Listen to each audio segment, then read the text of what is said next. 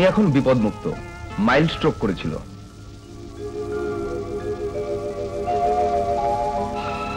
বাবা, বাবা তুমি আমাকে ক্ষমা করে দাও বাবা। আমি বুঝতে পারিনি তোমার বড় সাহেবের প্রস্তাব ফিরিয়ে দিলে তুমি কষ্ট পাবে। এই সংসারে তুমি ছাড়া আপন বলতে আমার কে আছে বাবা? আমার জীবনের বিনিময় হলেও তোমার মুখে আমি হাসি দেখতে চাই বাবা। মা। হ্যাঁ বাবা, আমি তোমার বড় সাহেবের ফ্যাশন শোতে মডেলের কাজ করব। হ্যাঁ, সত্য বললেন? আপনি ফ্যাশন শো করবেন? জি স্যার। হ্যাঁ, বলেন কি? এই স্বপ্ন দেখতেছি না তো?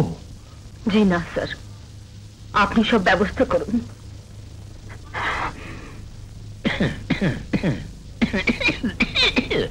মডেল শিল্পী চাহিদা মতো পাইয়া গেছি পার্টনার। এখন এইসব মাইয়ার ছবি দিয়া কাম নাই আমার। আজ রাইতেই তুমি ফ্যাশন শোর আয়োজন করো।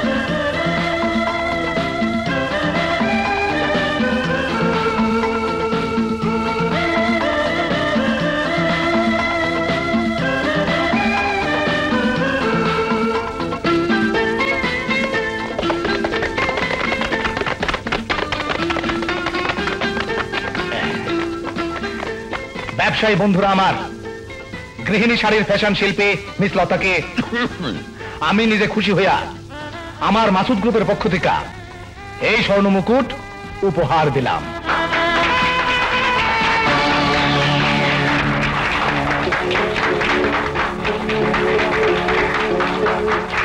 এবার চলেন আমাদের ডিনার পার্টিতে। Dinner party? হ্যাঁ হ্যাঁ, কোনো চিন্তা করবেন না, চলেন। হ্যাঁ,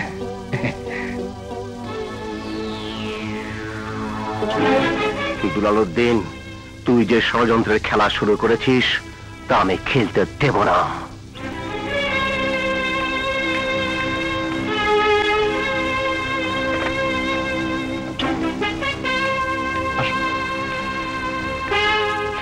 মিস্টার দুলাল তালুকদার, 205 নম্বর স্যার।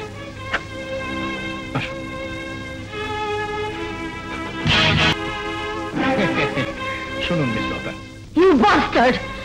ভদ্র মেয়েদের সাথে কিভাবে কথা বলতে হয় জানো না? জানি জানি, তাই বলেই তো এই সুন্দর ভদ্র পরিবেশে তোমাকে এনেছি। ভদ্রচিত ব্যবহার। আজকে রাতটা পুলিশ স্টেশন, হোটেল টিম্পলের 205 নম্বর রুমে একটি মেয়ে সহ স্মাগলার চক্রের আড্ডা বসেছে।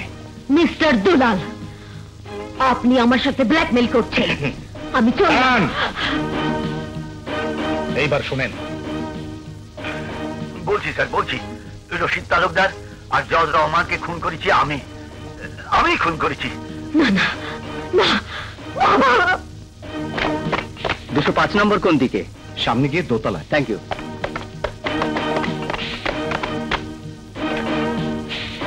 স্যার, হোটেলে পুলিশ রেড করেছে। হ্যাঁ, পুলিশ?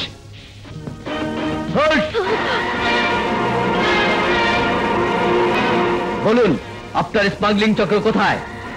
না না, আমি কোন স্মাগলিং চক্রের কেউ নই। আমি পুলিশের কাছে আমার নাম উচ্চারণ করলে আমি তোর বাবারে খুনের দায় ফাঁসির দড়িতে ঝুলামো। কি হলো, কথা বলছেন না কেন? বিশ্বাস করুন, আমি আমার বাবার সন্ধানে হোটেলে এসেছিলাম। আমি নির্দোষ, আমি কোনো অপরাধ করিনি। আমি সে ফয়সালা আদালতেই হবে। You are under arrest. বিশ্বাস করুন ইন্সপেক্টর সাহেব, কে বা কারা আমাকে মিথ্যে টেলিফোন করে ব্ল্যাকমেল করেছে। আমি কোনো অন্যায় করিনি, কোনো অপরাধ করিনি।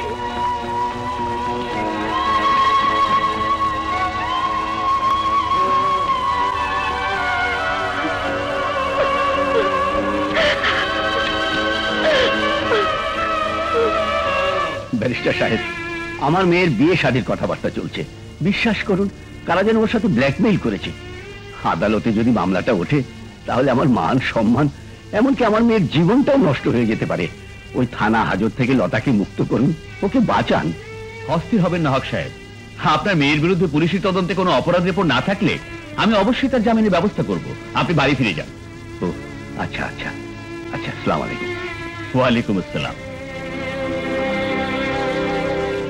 স্যার। এসো মামুন, এসো। আমি তোমার কথাই ভাবছিলাম। Any problem sir? না, মানে বলছিলাম কি, আমার ক্লায়েন্টের সাথে জরুরি একটা অ্যাপয়েন্টমেন্ট আছে, তাই তোমাকে একটু কোতোয়ালি থানায় যেতে হবে।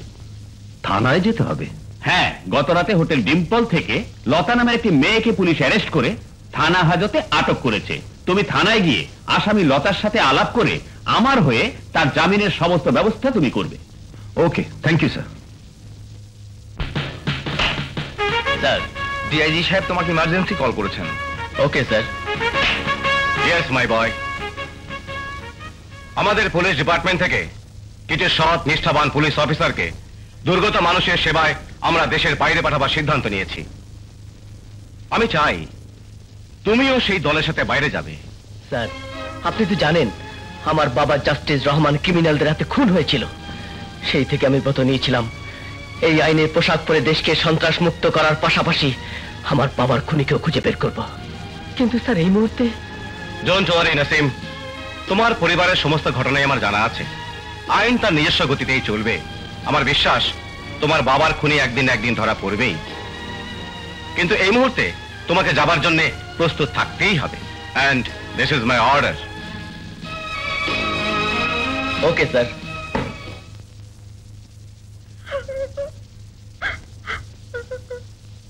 শুনুন, ব্যারিস্টার রফিক আমাকে পাঠিয়েছে। প্লিজ লুক এট মি, সংকোচ করবেন না। আমি ব্যারিস্টার রফিকের জুনিয়র, ব্যারিস্টার মামুন।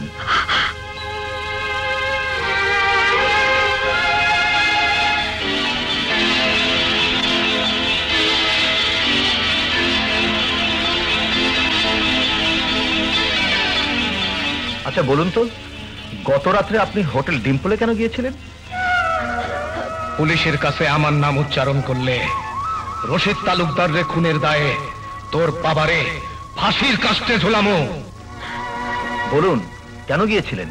মানে বাবা হাসপাতালে শয্যাশায়ী ছিলেন। রাতে এক অজ্ঞাত ব্যক্তি আমাকে ফোন করে জানায় সন্ত্রাসীরা বাবাকে কিডন্যাপ করে হোটেল ডিম্পলে আটকিয়ে রেখেছে। তাই আমি পাগলের মতো ছুটে গিয়েছিলাম বাবার সন্ধানে। কিন্তু আপনার উচিত ছিল পুলিশকে ইনফর্ম করা। বিশ্বাস করুন ব্যারিস্টার মামুন, সেই মুহূর্তে পুলিশের কথা আমি ভাবতেও পারিনি। তাই অজ্ঞাত ব্যক্তির ধোঁকার শিকার হয়ে আমি হোটেলে পুলিশের হাতে ধরা পড়ে গেলাম। Believe me barrister Mamun, I am not at all real guilty. I am victim of circumstances. বিশ্বাস করুন আমি কোনো অন্যায় করিনি, কোনো অপরাধ করিনি। আপনি কাঁদবেন না মিস লতা, আপনি কাঁদবেন না। আমাকে এই পরিস্থিতি থেকে মুক্ত করুন।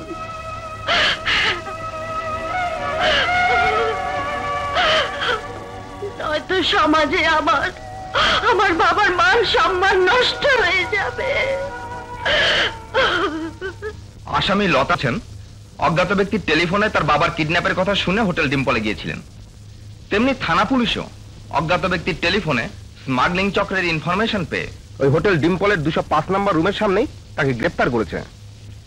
ইন্সপেক্টর সাহেব, যেহেতু প্রাথমিক তদন্তে আসামির কোনো ক্রাইম ক্লু উদ্ঘাটন করা যায়নি, সেহেতু ধরে নিন ব্যাপারটা পুলিশ এবং আসামি লতার বিরুদ্ধে তৃতীয় কোনো পক্ষের ব্ল্যাকমেল ছাড়ার কিছু নয়। আপনার কথাটা অবশ্যই যুক্তিসঙ্গত। তাহলে ভেবে দেখুন, আদালতে ওনার বিরুদ্ধে মামলা দাঁড় করাবার মতো কোনো এজাহারই হতে পারে না। তাই একটি শিক্ষিতা মেয়ের মান সম্মান আর ভবিষ্যতের কথা ভেবে। Just a minute mister Mamun, sentry miss লতাকে নিয়ে এসো। জি স্যার।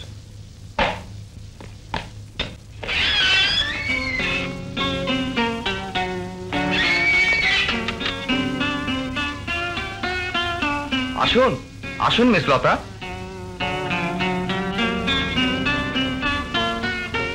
এখানে একটা সই করুন।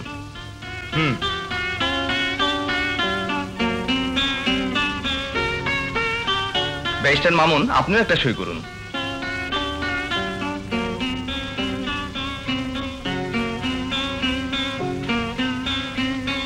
Thank you inspector. ওয়েলকাম।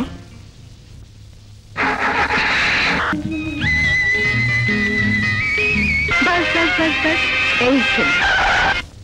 আসুন মিস্টার মামুন, বাবার সঙ্গে দেখা করবেন, উনি খুব খুশি হবেন। চলুন।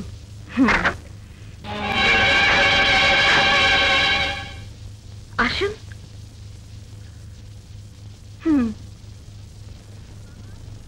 বাবা, মা, বাবা, মা তুই এসেছিস?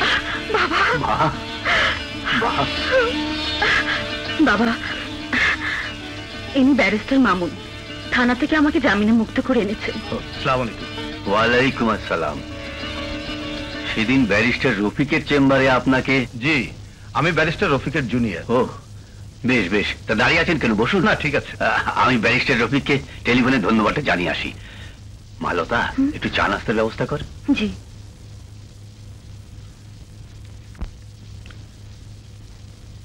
আপনি বসুন, আমি আসছি। শুনুন,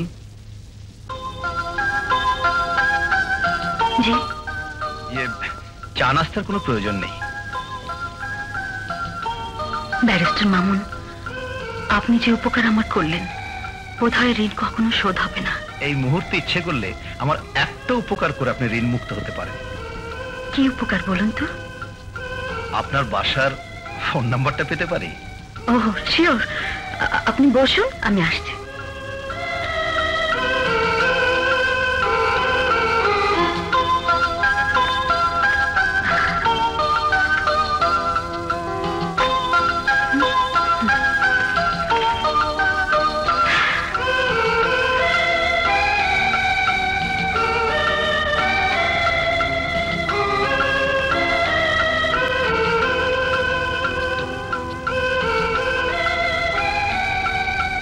নিন। কি আছে এর ভেতর? কেন, আমার বাসার টেলিফোন নাম্বার। Telephone number? তবে একটা শর্ত আছে, বাড়ির থেকে এই খামটা খুলে আমার ফোন নাম্বারটা জেনে নেবেন।